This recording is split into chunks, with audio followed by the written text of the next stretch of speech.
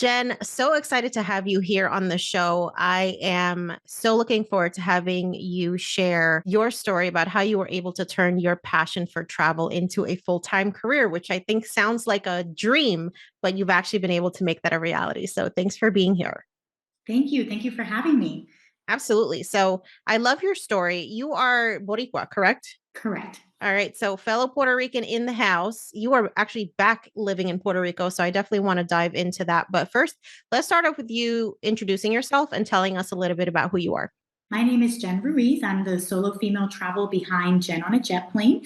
I have been doing this now full time for 4 years. I am an Amazon bestseller, three-time TEDx speaker, and I freelance write for outlets like the Washington Post, Voters Travel, and Matador Network. Amazing. Okay. So, this was not always your career. You actually started off as an attorney, right? Correct. I practiced law for 5 years before making the transition.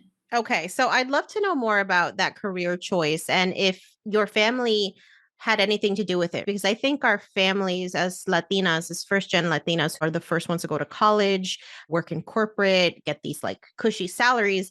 There's what I have found to be a lot of pressure sometimes from our families about what our careers should look like. And I'm wondering if you felt that way. I definitely had my parents telling me from early on that they felt I would be a good attorney. I think I've always had a passion for being on a soapbox and telling stories and all of those things. So it was expected, but ultimately it wasn't what I had started off as. I was actually a communications major when I started. I wanted to do broadcasting and writing and things of the sort. I ended up becoming a poli-sci major in college. I went to FIU in Miami, and the communications campus was really far away. It was not on the main campus. And I didn't want that to be my major because I wouldn't be able to have gotten involved with as many things as I did when I was on the main campus. So picked poli sci, ended up working for a US senator while I was there, the head of the Republican National Committee, actually, as a Democrat, which was really interesting for me to be able to see things from the other perspective, and fell in love with politics.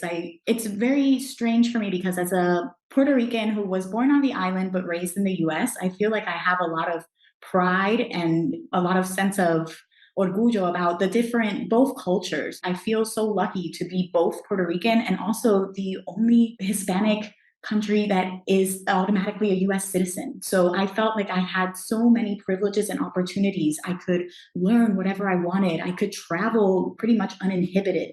And that made me really value that. So I started to fall in love with the political process, with the idea of the US, with the idea of law and using law to effectuate change. And I went to law school straight after college. So at 21, I was already in law school. By 24, I was a barred attorney. So it was a lot, and it was a lot of work, but something that I was very proud of. And I felt like I had achieved that pinnacle of success that everybody has as that metric. Once I was able to say I'm a lawyer, people looked at me completely different, just having that as an introduction. And it's something I miss a little bit now because I say I'm a travel writer and people are like, oh, like, are you broke? Do you even get paid? Like, how do you make money? How is that a job? Which I never had to deal with those questions because you say you're a lawyer and you get this automatic respect, this automatic sense of like gravitas. So I was happy that I did it, and I'm happy that I have an Esquire title behind my name. I feel very privileged in that I am the first person in my family that's actually had the opportunity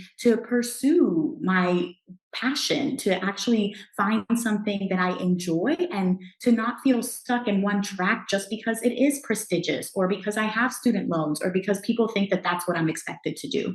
Yeah, I absolutely love the dichotomy that your upbringing represents on being born on the island and then coming to the mainland. There's a lot of people who don't necessarily understand, first off, the relationship that Puerto Rico has with the United States and the fact that we're not immigrants. Um, and knowing what it's like for my family members to live on the island, like I also understand why so many people decide to leave because there's just not the same level of opportunity for folks that you would find here, even though we're all quote unquote part of the United States. And so I'm wondering, as someone who was born on the island but raised in the mainland, what are some of the biggest differences that you could explain to folks about like why maybe people decide to leave? Well, my mom was an educator, a teacher, and I think her salary here would have been around $20,000 working at a private school. And when she went to the US, she was able to rise up in the ranks, become dean of students, become a principal, and have a much higher earning potential, and Yeah. even use her bilingual education skills to her advantage because now she was in demand. It's really Mm, hard to find bilingual teachers. yeah. And so that made just a complete difference in her finances, her ability to generate wealth and be the Yeah. first person to do so. There is a big difference in the education system in that a lot of schools here are kind of traditionally, you go to school, you study, you go home. And in the US, I had so many opportunities to be involved in extracurriculars that took me all over the world. I Mm, was competing in competitions, traveling for things that would never have happened in Puerto Rico. And so I was very grateful for that as well. In general, it's a different life here on the island. It can feel a little bit difficult, like you're just struggling to get by sometimes. And there's a levity, there's a sense of relief here in that people do have to deal with so many problems that they have a very much just like let it roll mentality. Like, that's okay. Go get a medalla, go to the beach, like relax, everything will be fine. In the US, I felt like it was very much achievement oriented, and so a much faster pace. Even after the first couple of years that I was living here, and then I went back to New York City for a conference. And I remember being at FedEx trying to get copies of my media kit. And the woman was like, "Oh, let me check you out while the copies are being made." And then I was like, "Really? Hey, one thing at a time. Like, I'm working on making you the copies. When that's done, I will check you out." And so I think it's just a different pace, a different lifestyle. And I don't think one is necessarily better than the other. I do very much enjoy living on the island now, but I am very grateful that I have the ability to earn much more as somebody who has remote work than I would as somebody who would just be working here on the island. yeah, I think that's a really important distinction for why a lot of people are now being attracted to live in Puerto Rico because of that remote work opportunity. It basically opens up your income unlimitedly. And if you have the privilege to be able to access those ways of making money, it makes Puerto Rico a very attractive place to live because of certain tax incentives. And that's one of the points of contention that a lot of people have with remote work and the digital nomad lifestyle and potentially contributing to the exploitation of different countries and cultures because of that level of access that has been opened up for so many people.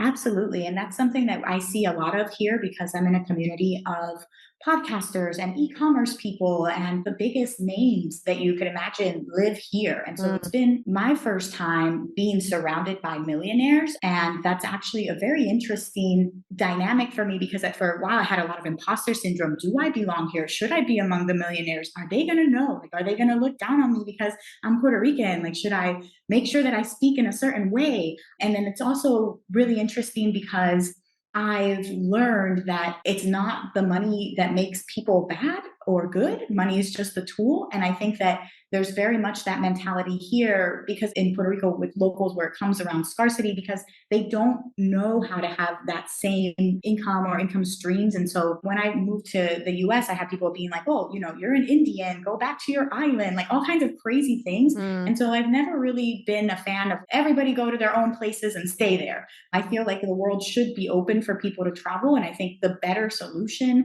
is to help empower Puerto Ricans to realize, hey, you have the US Postal Service, you have internet most of the time, and you can do these things too. And I don't think that there's enough emphasis on how to uplift Puerto Ricans, just rather a very strong divide between the haves and the haves nots. And mm, so I've actually seen a lot of people here in this community that are Puerto Rican as well, and in the community of millionaires that I live in, and are trying to help locals get into crypto, trying to help tell different stories. And so I think that there's a way that everybody can have access to that same opportunity without feeling like this is something that only foreigners coming in have access to. Because I do believe Puerto Ricans learn English from the get-go, have the double language. So you're already double knowledge than the people who come here with just one language. You have the ability to reach double the audience.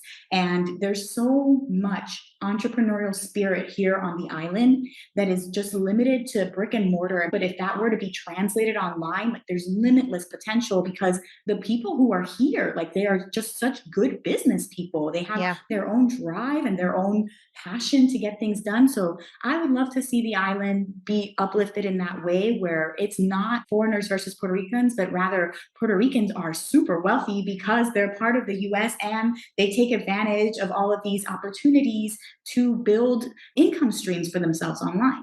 I really love that. And I think it's a matter of having more of these conversations where we are normalizing what we can create in our community. Like when you see what you want to achieve, it becomes easier to believe that you can also achieve it.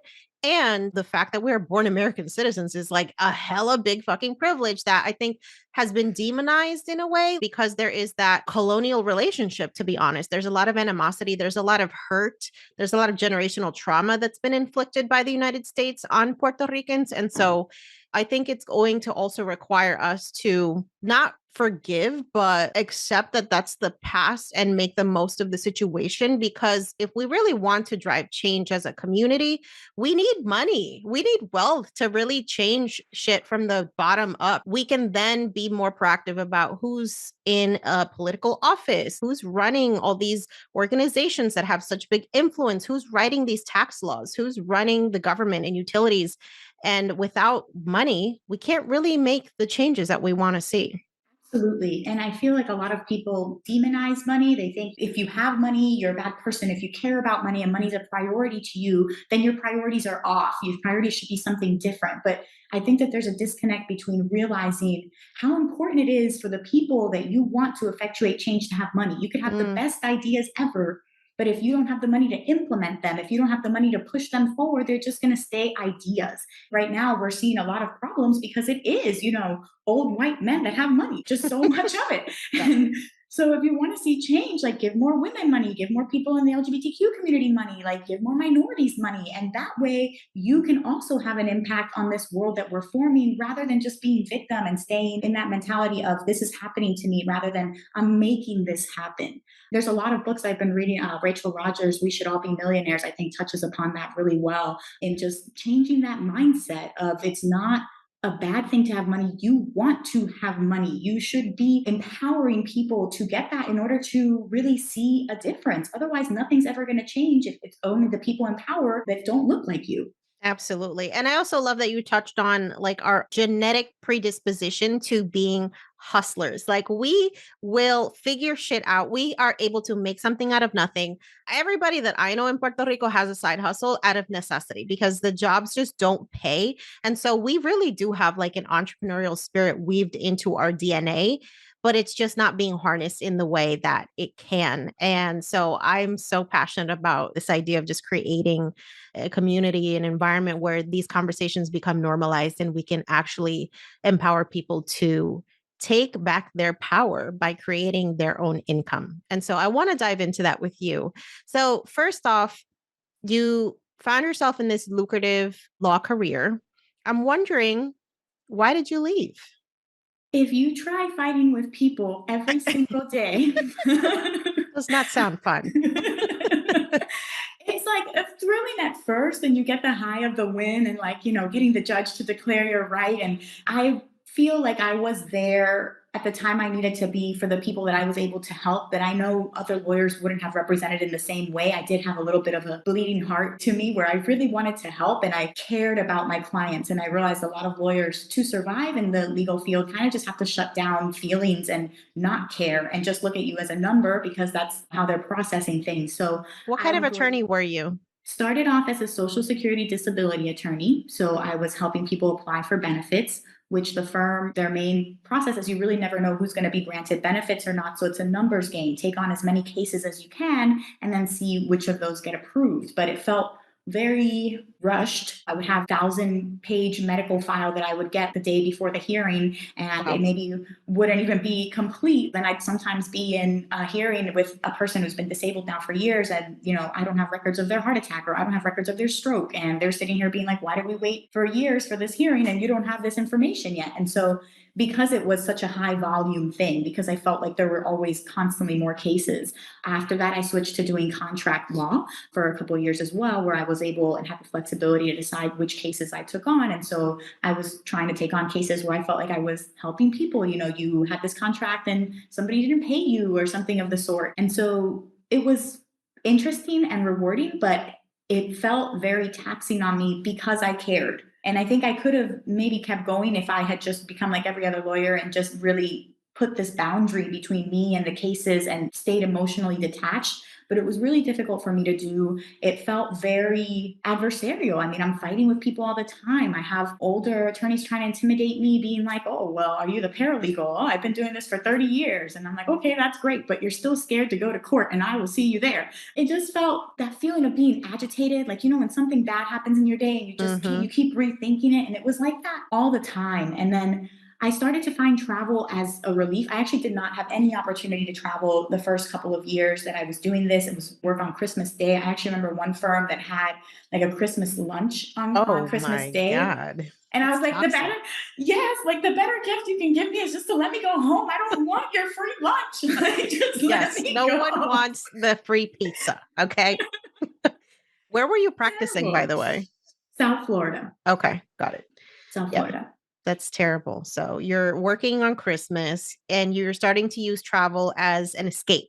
Yes. So once I had that any semblance of PTO, I really tried to make the most out of it. So there was one year that I took 6 trips in a year. And then the year after that, I set out on my 12 trips in 12 months challenge before my 30th birthday, because I got to the point where I was like, my 20s are about to be done. And I have done nothing except work really hard for other people. And I haven't done anything really fun or amazing or just of my own right. So F it. Like, I'm just going to go. And I don't care if people, I called out sick while going up on a hot air balloon ride at the Albuquerque International Balloon Festival. And I have no regrets, because my job would replace me the next day if I wasn't there. And I was about to be out of quote unquote like my youth, like my young carefree 20s. And I wanted to have something to show for it. So when I started this travel challenge, I did it in part because I wanted to really send my 20s off with a bang. And also because there's a lot of pressure on women to be at a certain place by 30. You have to Mm, be married, you have to have children, you have to be something. And so I was going to wedding showers and baby showers, and I feel inadequate because I'm not at that stage yet, even though I was so professionally accomplished. So it was also a way for me to distract myself from that, the horrible dating in South Florida, which is just really bad. Like, do not, 0 out of 10 recommend. So it was a way to redirect all of that energy, all of that anxiety into something productive and something purely for me. And that's why I didn't feel bad about doing it. I didn't feel bad about the days I called out sick. I didn't feel bad. Like, I have always been, I made sure my work was covered. I had a work buddy that was there in case an emergency came up. But there was a day where I was invited to be a VIP guest on The Chew that was doing the live taping at the Food and Wine Festival at Epcot. And both me and my work buddy called out that day. My boss was super suspicious, and it felt like a TV show thing where you're like, I hope they don't turn on the TV and see me there in the audience, like being served by Carla Hall and being like, this is lovely. But we had such a great day. We got a $50 gift card afterwards. We went and bought the really fancy margaritas at like Cueva de Tequila in the Mexico Pavilion. And it was just such a great experience. And I never looked back on it and was like, I really wish I'd been at work that day instead. Never. So it was a really interesting way that I realized travel was invigorating me, and that every time I came back from a travel, like, I lived in Naples at the time, so sometimes I'd have to fly out of Fort Lauderdale or Miami to get the flight deals, and I'd have a 2 hour drive back. And sometimes just driving on the open road with the sun and like the reggaeton playing, like I would just like scream out loud in joy. And I realized like that was the first time I really felt happy and joyful, and like I was doing something for me. And that's what made me want to pursue travel more. I absolutely love that story and I resonate with it so much. It's funny how something happens as we're approaching 30 for many of us, especially if we're women. There's like this fucking checklist of shit that we're supposed to have done. You should be engaged or married and have, 2.5 kids and buy your white picket fence house. And if you're not there, it's like there's something wrong with you. Doesn't matter how much you've professionally accomplished, because I think society still equates our value as women to who we're serving in what capacity and what role, whether you're a mom or a wife or whatever. It's like these conversations about us doing things for ourselves are not normalized still. And so I'm so glad that you gave yourself permission to say, fuck it. Like, I'm going to do what I want to do. And that started with your 12 trips in 12 months challenge. First off, how the heck did you orchestrate that? Because that sounds exhausting. Traveling for me is like half regenerative and half I need a vacation from my vacation. I don't know if that's just me. It 100% was exhausting. I actually recall once, because sometimes I would come back and after that 2 hour drive, go straight into the office because I had taken like a red eye flight. So I think it was the energy that I had and then that kind of determination of time is running out. It almost Uh, felt like the amazing race kind of thing. It did get kind of messy towards the end when I started to double up on trips. So I actually ended up taking 20 trips to 41 cities across 11 countries. I lost it. wow. There was a flight deal, I was going. Like last minute, I ended up in Cuba over Labor Day, which Cuba was not high on my list originally. And I ended up there just for like a 48-hour sprint because I found a really cheap 30-minute flight from Miami. When I got to Veterans Day, I actually double booked. I had Veterans Day off on Friday, so I had that long weekend. I had actually double booked myself, not realizing it because I found a deal to Argentina for 300 round trips. I was like, "Ooh, book that!" And then I realized it was the same time I'd already booked a Morocco trip, and then I had to pick which one do I want to do. It did get a little bit messy towards the end. Definitely towards the end, my boss was like, "Are you really sick?" I was like, "Does it really matter? I'm lucky to have the health that I have, and not everybody has that. And some people really do need to use their sick days. But I was young and I had these days allocated. And I've always felt like if that's my time that I've earned that I'm entitled to, what difference does it make to you if I am at home hugging the toilet or if I'm on the hot air balloon ride? Why do you care where I am? It shouldn't make a difference." And so it was not easy. And I think I was just motivated so much by thinking, like, this is your chance to do something big and to go all in. And that helped keep me going. And I had some low moments as well. This is all going to be in my memoir that's coming out next fall. Oh, that's awesome. But I had some moments where I took like 3 planes, 2 ferries to go to a random Greek island to meet up with this Greek guy that I had met in January. And then I got there and he turned out to be 10 years older than he said he was. So it was super crazy. And there were a lot of moments where I was like, what am I doing? I had a mini meltdown in Mexico when I went there to swim with whale sharks. And there was a storm that kind of followed me there. So all my plans were canceled. And I was just like, oh, everything's going wrong. That was part of it. That was part of the journey for me, seeing how it was exhausting and it was absolutely very taxing. But at the same time, it helped me confront a lot of things about myself, feel more empowered with myself. And by the end of that year, I had also really realized that I enjoyed being in my own company and that I was partially devaluing that for the consent and approval of others, right? Mm, And I just came back to myself in a way where after that year, any of the half-hearted guys that keep you on back burner and text you and all those things, like I cut them all off. And I felt really good about myself because I was like, I like me, I like my own company, and I don't like that I'm doing things that are making me feel bad in an effort to please other people. mm. I tell people all the time, solo travel is a religious, spiritual experience.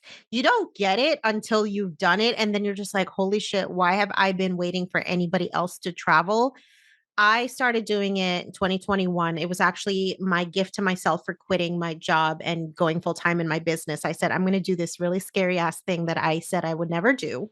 And I went to Puerto Rico because I'm like, if I'm going to do my first solo trip, I want to go somewhere that I'm familiar with, somewhere where I understand the language, and somewhere where I can easily navigate. And it's not going to be like, I'm going to go to freaking Vietnam or something where I just have no idea. So it was truly an awakening experience for me, realizing I actually like being by myself.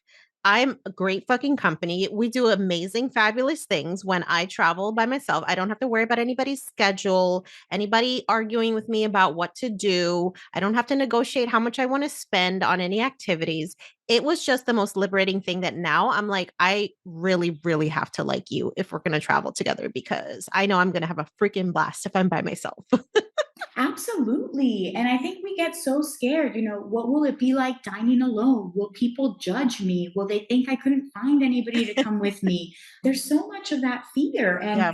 I found that actually, when you travel solo, you don't have the added buffer of what I consider like a human safety blanket, your friend, right, that speaks your language and is there with you and has money if you run out. And so, in a way, that's terrifying, but also it makes the experience much more different because now everybody that you're with, you're talking to. If you get in the back of Hmm. a taxi, like as a person with a friend, you never talk to that taxi driver. They take you to your place and you're done. Right. When you're traveling solo, you talk to the taxi driver, you're talking to the hotel clerk, you're talking to the bellman. Like you're just much more engrossed in the moment.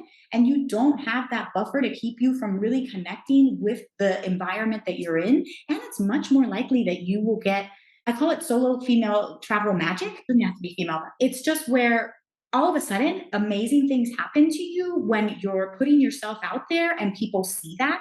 The first instance that I had of that was when I was in Florence and I was by myself and I went to this opera because why not? I want to like opera. I don't have to be 40 to like opera. Like I like music and I like live performances. And it was in this really small church that had been converted into a performance venue. So the acoustics were amazing. I got there on time, which by Italy standard is like an hour early. I had time to chat with some of the people that were there taking tickets and setting up. And then next thing I know, I paid for the upgrade to be in the front row. And like you said, I don't have to worry about whether or not somebody can also afford that. And I ended up at the intermission. They were like, oh, we'd like to announce a change in the programming. We want to dedicate a special song to a lady in the front row. And I was like, oh, and then this man started serenading me in Italian. Oh my God. That's incredible. It was amazing. And if I had been there with a friend of mine, we'd sat down early. I never would have talked to anybody. I would have just been another guest at the performance venue, as opposed to this person now that they know that they're excited to meet, that they want to celebrate.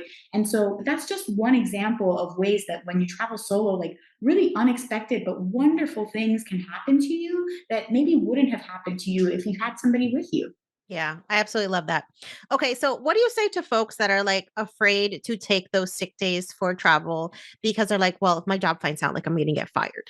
There's a couple ways to do this. So first, you don't owe anybody an explanation. So you don't need to be here and be like, I got pink eye, I got like whatever the case may be. Like very simple. Like, I'm taking a sick day today. Thank you. I'm notifying you. I'm not asking you kind of thing because that's how sick days work.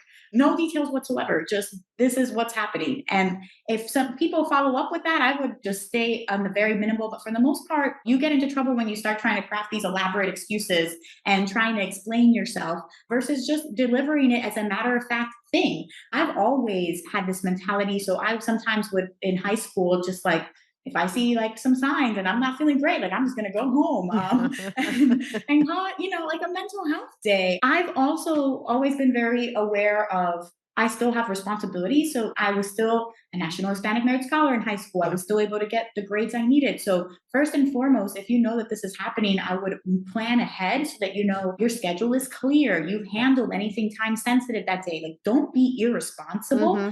And I think that that's a big part of being a professional, where once people see that you can cover your bases, there's a lot less micromanaging, at least in a professional setting. There was still a lot of that as an attorney. I still had red pen on my work and things like of the sort, but I felt like I had the freedom to set myself up to leave things okay for the day that I'm gone. Like it's 24 hours. It's not going to make or break anything if you're not there. There are other people that work there. Like I think we have so much shame and so much guilt over taking time off, period.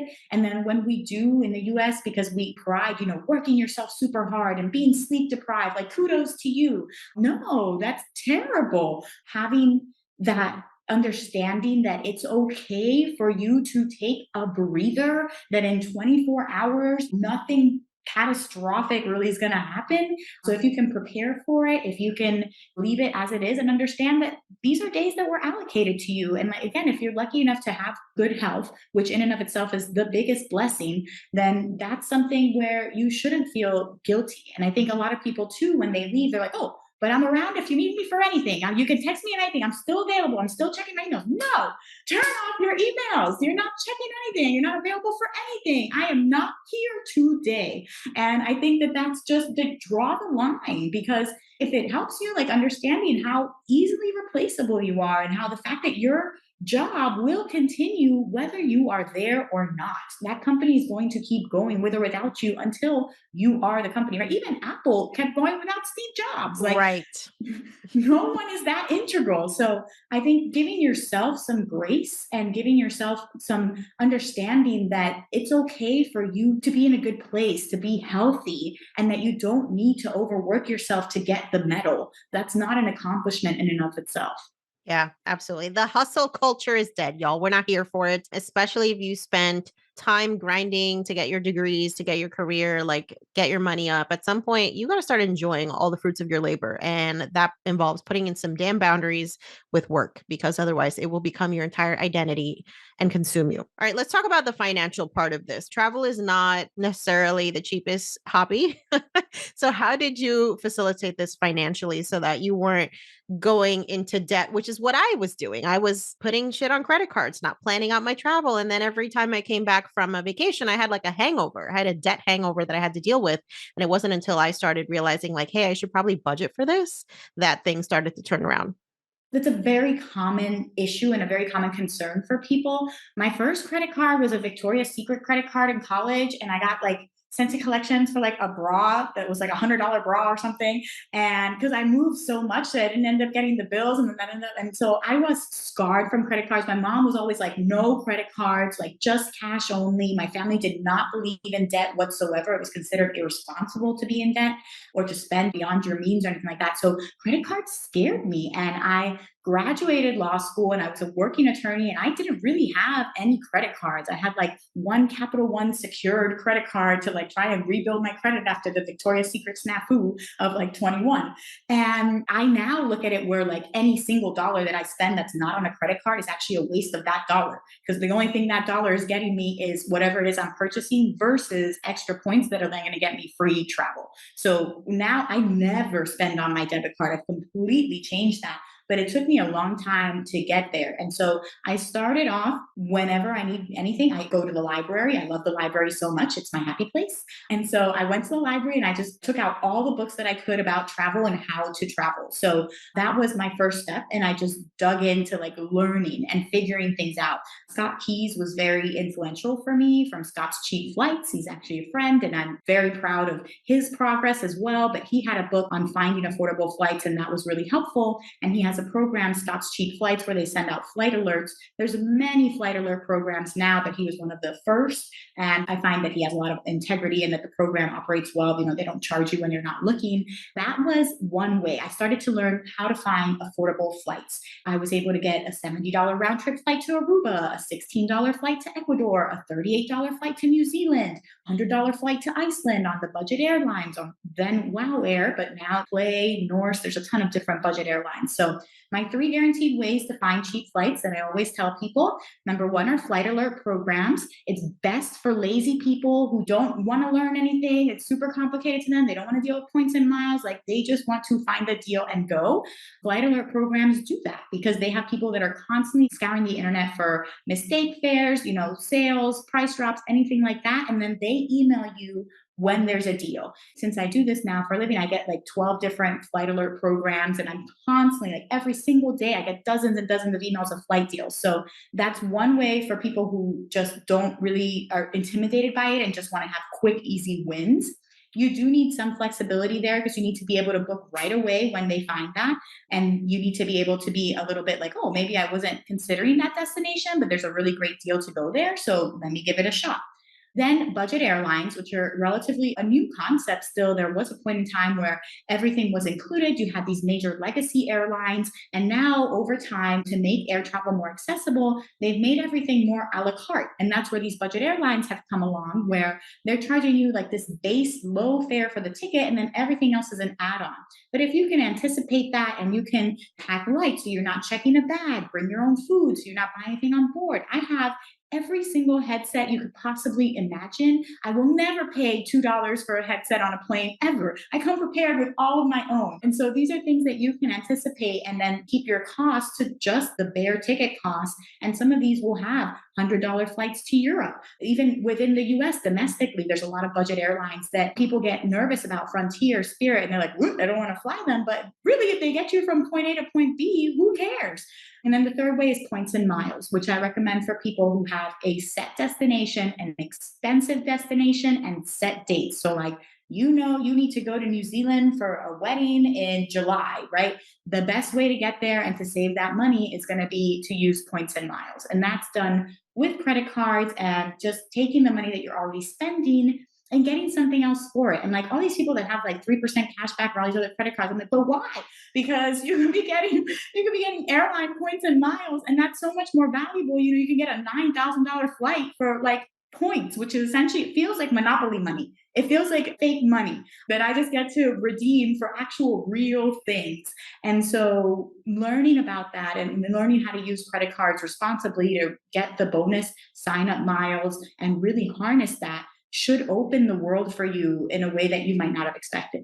That is brilliant information that you're sharing. And I had the exact same experience with credit cards. My parents told me they will ruin your life, stay away from them. They were like, we had to file for bankruptcy in our 20s because of credit cards. And they have been lifelong Amex green card holders because American Express, the traditional card, doesn't have like interest, right? It's just like you just have to pay it off every month.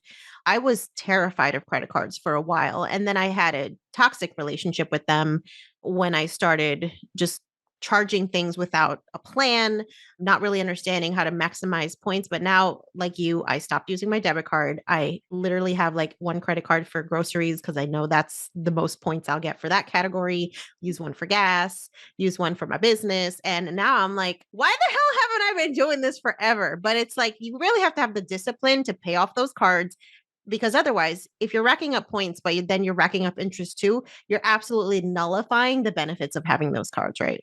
Absolutely. There needs to be an element of responsibility to it, but done right. I actually improved my credit score by over 100 points. I'm like in the excellent range because I have all these credit cards and my debt to balance ratio is so low. Like if you keep it under 30%, that will boost your credit score. So everybody's like, oh, taking out these credit cards are going to hurt you. I take out more and more credit cards, and every time I do, my overall available spend goes up. And Right. so my score just keeps getting higher and higher. And so that was insane to me in and of itself because I was always stuck in like low to mid 600s. And now I'm like, whoa, I got enough credit score. I can do whatever. I could apply for like anything. You need to play the credit game in America. And I think so many of us are scared to play it. And that's why we get left behind. Whereas people who come from families that have this knowledge and share that information and add their kids to their credit cards early on, so they have a longer credit card history, they have so many more advantages. And meanwhile, a lot of our community is just sitting there being scared to even get in the game. Yeah. And in doing so, you limit yourself and you're keeping yourself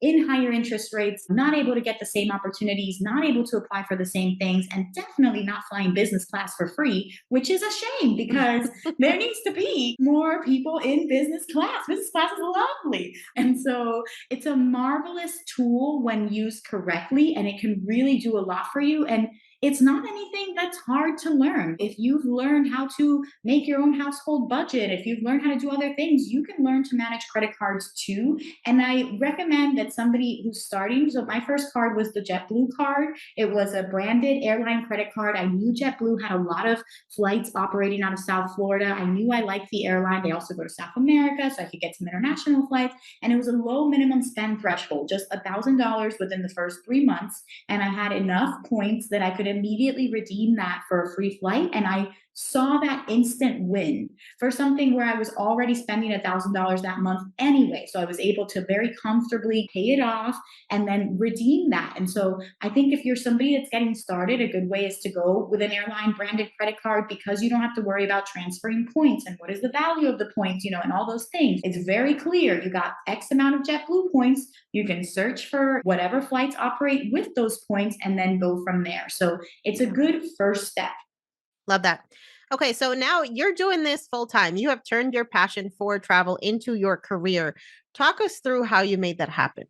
Ooh, it was not easy. So As with most good things in life, right?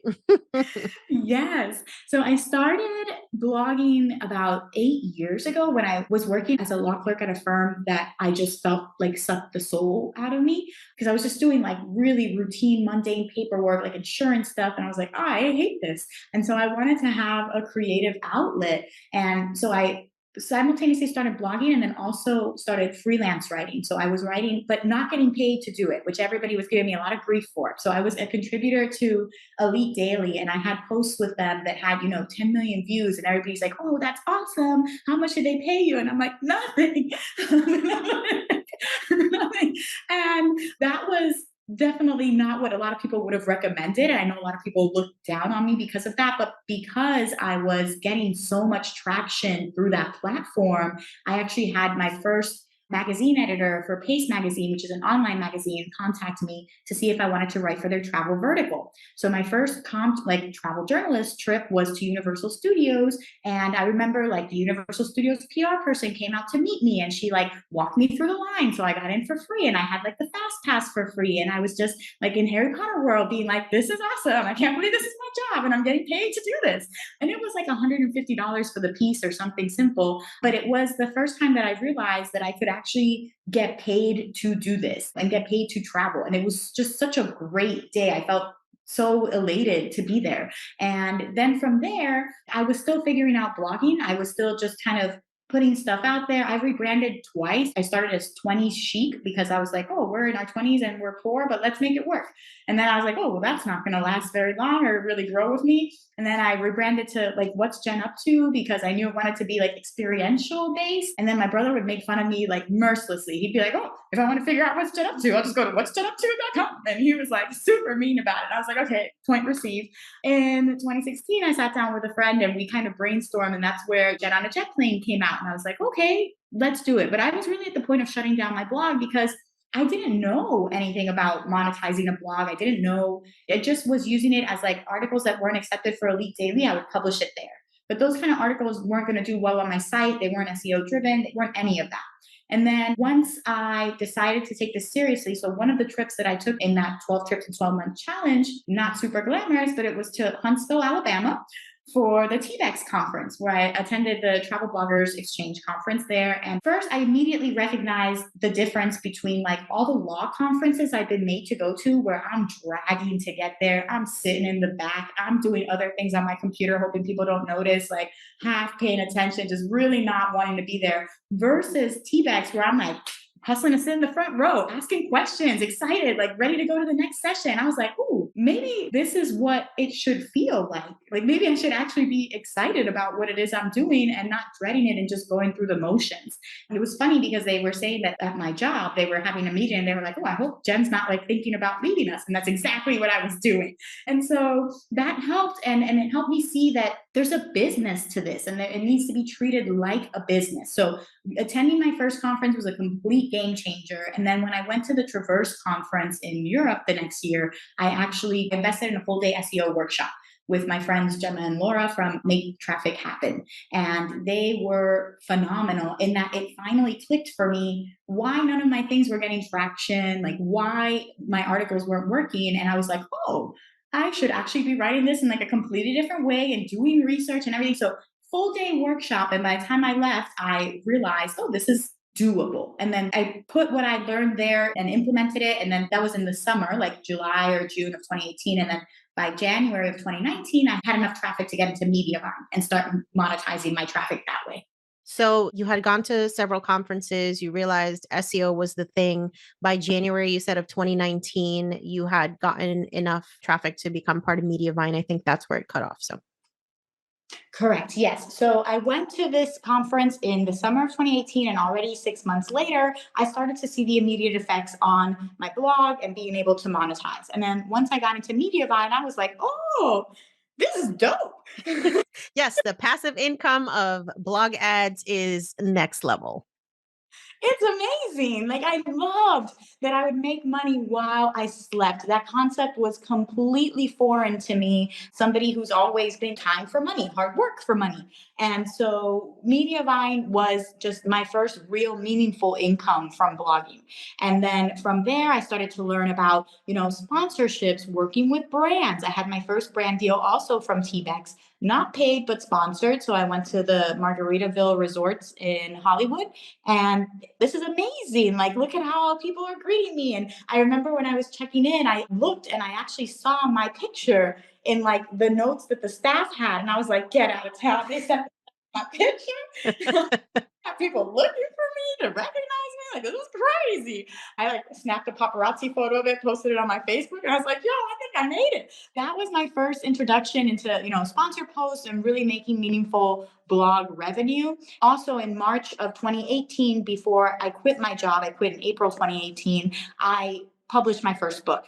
And so that was also proof that I could make money off of a digital product. I published on Amazon and I became a bestseller in 8 categories. I won an award. And I remember thinking, like, well, that's all I need. Like, it was maybe about $200 a month or so of passive income at the time. But I was like, this is scalable. So if it's 200 for one book, then 5 books is like 1,000. Like, and I could just write more. And so all of the proof that I needed to really have faith in myself and bet on myself. And still 4 years later, I still sometimes am like, is this gonna go away any moment? Am I gonna have to go find like a quote unquote real job?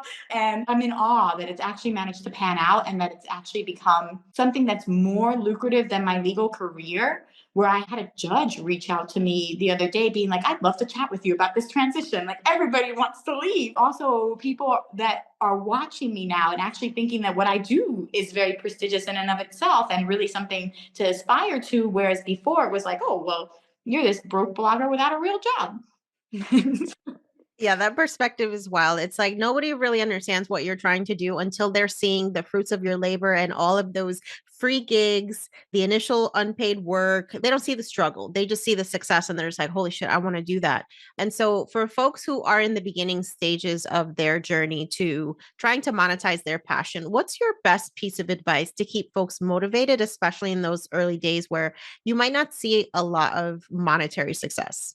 First, having an accurate timeline, I think always helps. I knew that most bloggers fail within the first 2 years. If I made it past 2 years, I was doing great. And so if you have that in mind and you're not like, oh, well, if I don't make money within the first 2 months, I'm a complete failure, but rather start to look at how much you've progressed, be grateful for the opportunities that have come your way. I think that that's a good way to look at things versus thinking that it has to be immediate success. And it's really hard to do that in this industry where it feels like seemingly everybody has immediate success because you're bombarded with people's successes when you're on social media and you're like, why am I not doing as good as this person? Why is this person getting paid more than me? All of these things. And we're in constant comparison. So I think kind of just giving yourself a moment to be like, wow, I've done really well. I've learned a new skill in this time. I've made a new connection in this time. Like, there's so many other ways that you can judge your progress without having to necessarily use the same barometer as other people and their success. And then I think investing in yourself as a business. So like I said, going to a conference was a game changer for me. There's just so many things I wouldn't have seen, I wouldn't have learned, connections I wouldn't have made if I was sitting there trying to do this in my own bubble at home. I tell this to people all the time because I have people message me all the time wanting contacts and wanting all these things. And I share the contacts. I'll give you the contacts. But honestly, you're going to have a difficult time pitching because I took the time to meet this person face to face. I have a connection with them. I've already talked to them about me. They know who I am. Whereas you're just a random email in their inbox asking for something. And so it's important to make that connection. And with any industry, like, the network that you have is important. Being part of that community is important. And so many people try to do this just in their own bubble without really realizing that you need others to help you get there. And I think that that's the best way to do it. So joining those conferences, for me, I joined the Society of American Travel Writers, the North American Travel Journalists Association. I go to those conferences. I'm part of the board of the Eastern chapter of SATW because I want them to know me and I want to be somebody that stands out. And so I think if you have that in mind and then you just act consistently, Nas Daily, who did his like 1,000 day video challenge, was saying that one day he was just super disheartened and was thinking, all these butt videos on YouTube are getting like 3 million views. And I'm sitting here posting something really meaningful and wonderful and I can't get like 100 views.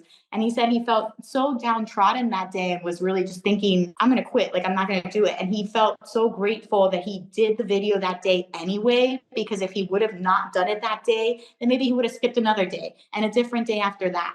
And so I think the best thing you can do when things get hard is to just keep on track and understand that there's going to be ups and downs and that your path isn't going to look identical to somebody else's and that you may not have a super skyrocket way to success, but that doesn't mean that you're still not going there. That doesn't mean that that's still not where you'll end up. I absolutely love that perspective. It's so easy to fall into the trap of instant gratification nowadays because, like you said, everybody's quote unquote success is being shoved in your face. And this comparison game that we play with ourselves can be really toxic. And so I think it's important for us to be okay with putting on the blinders, being okay with like muting people or unfollowing people who might be contributing to those feelings, and curating an environment and a community of people who are going to keep you motivated. Because unfortunately, if you are the first person to be like starting a passion based business, most of your friends and family are probably going to be like, what the fuck are you doing? And so you're going to need to surround yourself with people who are also doing those things so that when you are having those moments of doubt, you don't go to your abuela who's going to be like, bueno, we told you that was a stupid idea. And you have your friend, your business bestie who's like, girl, I feel like shit too, but it's okay. We're going to do this. Absolutely. I have at least two different mastermind circles that I'm a part of for that reason. So that when I have something that I know only they will understand, I feel like I do have a supportive community and resource of people to talk to. I also love that you touch on investing in your education because what I find is unless you know what questions to be asking or what information you're missing, you could just be spinning around in circles. It's like one thing to be trying to Google your way or like YouTube your way to success, but I find it's much faster when you work with experts. You connect with people who've already done the thing that you want to do. So you don't have to build it from scratch. You can just literally take the education, the information that they are offering and fast track your way there. Absolutely. And there's ways to do that because I know people get concerned about budgets. But like I said, I just started with like library books that were free to rent and then upgraded my way to a conference, just the basic ticket, and then invested in the full day workshop. So you can go gradually if you feel like you don't have thousands to invest in like private one on one training. There are lots of different ways that you can still start and then work your way up to that. All right. So I would love to know because, we love talking about money on this show. So, how do you make money as a travel writer? Many different ways. So, a passive blog revenue is one, book royalties is another, sponsored posts, which are like buku bucks and kind of crazy what you get paid by brands. And that was something that I had to tackle too. The first time that I had a brand deal that paid me more than I made in 1 month as an attorney, I felt really guilty. Like, should I be making this money? Like, this is an easy thing for me to do. Like, and so that's something that I think a lot of people should consider because there's a lot of budget there and your talent is valued. As this content creator, you're kind of a one person team, videographer, model, editor, everything. Also freelance writing. So for the different magazines and outlets that I've write for that thankfully over time have gotten to be higher than 150 per article, but that took time too. I started with much lower rates than what I have now. And now as an award winning writer, I can kind of argue that and negotiate for higher rates sometimes. Public speaking. So I do public speaking gigs. And then I also do social media consulting. Since I have 200,000 plus followers on TikTok, I've been able to help different businesses start their accounts, consult them in terms of like their own brand strategy and growing on that platform. Yeah. So I want y'all to be paying attention. This is a multiple income stream situation, which I think everybody needs to have, but especially when you're an entrepreneur. you need to have different ways of making money because let's just say, there's a recession and brand budgets dry up and your whole spiel is making money off of brand partnerships. Well, what the hell are you going to do when there's no more budgets for influencer marketing? So then you can rely on your passive income streams with your book and your blog.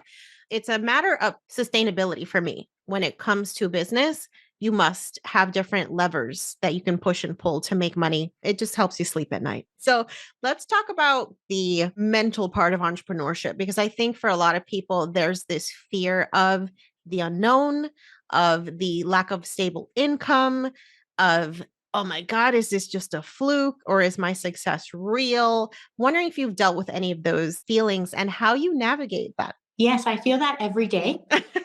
Same, sis, same. Every single day. Do I deserve to be making this much? Like, am I gonna like fall any moment now? Should I have something more stable? So much fear, even particularly now when the pandemic came and travel completely stopped. My blog earnings evaporated because nobody's searching for travel anymore, and nobody was buying travel books, and nobody was doing any of these things. And so I started doing social media management for a coding boot camp that I've kept as a crutch for like the last 2 years because I'm like, this is really good money and it's like really little work, and they just leave me alone. Like, it's super low pressure and it's super easy. But every time that I spend doing something for them is time that I'm not spending doing something for my own business. And so I actually had to put a hard stop and a hard deadline and be like, after this date, I'm not going to be doing this anymore, even though it's quote unquote easy money, because it's not how I want to be making my money. I had the same thing. Teaching online was one of the ways that I also helped afford travel during my 12 trips in 12 months. And so I held on to teaching online for so long, even though it was $20 an hour and I have to wake up super early to do it. But I had a maybe an extra like 700 a month. And I just felt this fear that if I didn't have that extra 700 a month, like what will happen to me? I will surely go into poverty and be homeless. And so I held on to it for much longer than I needed to because I was so scared to let that go. And then I learned that when I left it, like I didn't even need it. I was making more doing my own streams. Like there's not been one moment where I look back and I'm like, I should be teaching online still. Like never. And so I have a TV in my house, but I don't really watch it. It's downstairs. Instead of listening to the news, I do positive audiobooks when I wake up every day. So self-help audiobooks, business audiobooks, entrepreneurial ones like Secrets of the Millionaire Minds, or like, Rework, all these different books that are really positive and get me in the right mindset. I pick power thought card every morning and a self-love card, and I say them out loud. I think it's really important to get myself in that mindset of like abundance and creating and being able to receive versus like scarcity, worry, fear, comparison, like straight out of the bat in the morning. Like that's really heavy before 8 a.m. And so starting my day off right helps. Having a community of people that I can talk to really helps because I can see like, oh, this is possible. Like I have a friend who just made $40,000 on a single brand deal, and I'm just like, man, I need to double my rates. And that helps to see that other people are doing it. I think a lot of us will maybe take that as a way to put ourselves down, like, oh, I didn't make $40,000, so I suck, versus like, I can make $40,000 too because she has the same skill sets that I do because we're doing the similar things. And so it helps to see other people succeeding. It helps to have people to talk to, and it helps to stay in the positive mindset and realize that there's always more ways that you can make money. If you have a core skill set, whether it's how to write, how to speak, how to edit, how to do whatever it is that you can monetize that off of so many different ways. And so I think it is really hard to bypass the fear, and it is really hard to have faith in yourself and to cut off things that seem steady, and like you kind of hold on to it because you're like, but if you go, what will happen to me? They say entrepreneurship is like jumping off a cliff and building a parachute on the way down, and it is super terrifying, right? Like I'm not a fan of roller coasters. I don't like that feeling, like your heart is in your stomach, but it's also so rewarding when you see that it actually works, when you get that payoff, when you get the $40,000 brand deal, when you get to see your dreams come to fruition.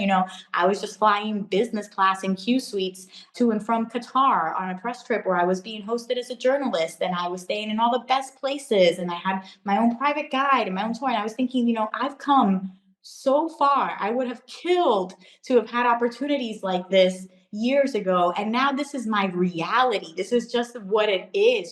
The pilot came to say hi to me because he knew I was writing, and he was a gorgeous pilot. Let me tell you, he had blue eyes. He was from Spain. His name was Alejandro. And so, and I was just like, I can't believe this is my life. And I'm sitting here in VIP with like people wanting to come and talk to me. And so it can feel really rewarding when you get there, but it's so, so scary to get there. And so all I can say to tackle that is to continue to keep your mindset and on high vibrations, because things like comparison, like scarcity, like jealousy, why did that happen to them? That should have happened to me. Like learning to celebrate others, because your success will come as well when you celebrate other people. You can't be the only person ever winning at life. That's a boring world. You want other people to win too. And you want to be celebrating each other. And I think that's been a big mindset shift that I've had to make, and switching from that, because I think we just aren't in an atmosphere or in a world with social media and all of these people's accolades being dropped on you every time, where you can feel confident about yourself when you're being bombarded by that. Yeah, it's so true. The mindset work, I think, is one of the things that I wasn't necessarily prepared for with entrepreneurship. It wasn't something that I realized was going to come along with it, but it's just also been the most impactful work that I've done. None of the strategy and the let's build this new product and let's raise this price has equated to the amount of work that I've been able to do up here, and how it just permeates every aspect of your life, right? Like once you start doing the work, it's not just about the business. It's about like every decision that you make changes, the shit you allow in your personal life changes. Like there's so much leveling up that happens, and it all starts with the mind. So I love that advice. Now, one thing that I have found that a lot of people who are starting businesses, especially Latinas, have this immense fear of showing up as themselves, of putting themselves out there, using their voice. And I think culturally, we're told, calladita es más bonita, right? Like we are not taught how to be okay with like being in the spotlight and speaking up and doing what like you do as a three-time TEDx speaker, like public speaking. Who the fuck wants to do that? That sounds terrible, right? Like being on video, doing TikToks, Instagram lives, that shit sounds like a nightmare for a lot of us, because I don't think we've given ourselves permission as a community to use our voice and tell our stories. So what has that journey been like for you? Was that always easy for you, or is that something that you had to build as a skill set? I didn't realize it at the time, but I do think I've been trained to be a public speaker from the get go. I didn't realize it, but even with law, I was trained to be a writer and I was trained to be a public speaker. And I was president of my elementary school. So I was like in fourth grade and I won that election. I remember wearing like tube socks, like if they were like pantyhose kind of thing. And then they like half slid down during my speech. And I was like, ooh, I can't believe I still won like this, like looking a hot mess. And so I think I've always been comfortable with putting myself out there, but it hasn't been easy. In the course of that, I've learned a lot of things. Like when I was in Model UN and the first year I did that, I was Cameroon. I was a country nobody cared about. And it wasn't like I was competing against all these kids from Harvard. And so I had a lot of fear, like, oh, I'm from FIU. I'm like from a public school in Florida nobody's ever heard of. And I'm sitting here competing against all these people that must be better than me. And so the first year I got completely demolished. And then the second year I won best delegate out of 400 people. But it took me like really coming back and being like, how can I do this better? What can I learn? In law school and trial team, I had moments where I had to learn. They put me through the ringer and I had them be like in the middle of a trial competition on purpose, like, Miss Ruiz, you're going to shut up now. And until I tell you you can speak again, like you're going to stay quiet. I had to learn how to get over the embarrassment really easily, because I knew other people in trial team before that couldn't cut it and they had left like crying and quit and everything. And I just had to sit there and like keep my mouth shut and like completely handle all the fire that was inside of me and deal with my best to not talk back. But I've learned because I've done it. In debate, I was made to argue things I didn't support. So I was made to do arguments like against gay marriage and against abortion. I had to make a convincing argument for that on purpose to make me uncomfortable. So I do think I've had a lot of training for that, but it's still terrifying. My first TEDx talk, I specifically remember I had no feeling in my toes. I was really concerned because I had to stand and I was scared I was going to just like fall on the way out because I can't feel them. And this blessed the heart of the girl who was backstage. And she's like, do you want to see puppy videos? Will that make you feel better? Puppies are so nice. And I was like, yes, let's see puppy videos.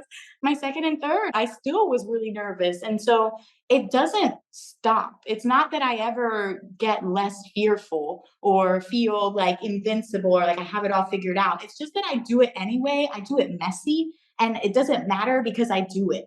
And as you go, you get better, you perfect things. I've been working with a media coach to try to center my voice and slow down my pacing because I talk very fast as a Puerto Rican. And, these are things that I'm learning now later. And I'm sure 10 years from now, I'll be even better. But if you don't start, you're never going to be able to improve. And so I think that that's been the biggest thing for me, where I don't care if I do something messy.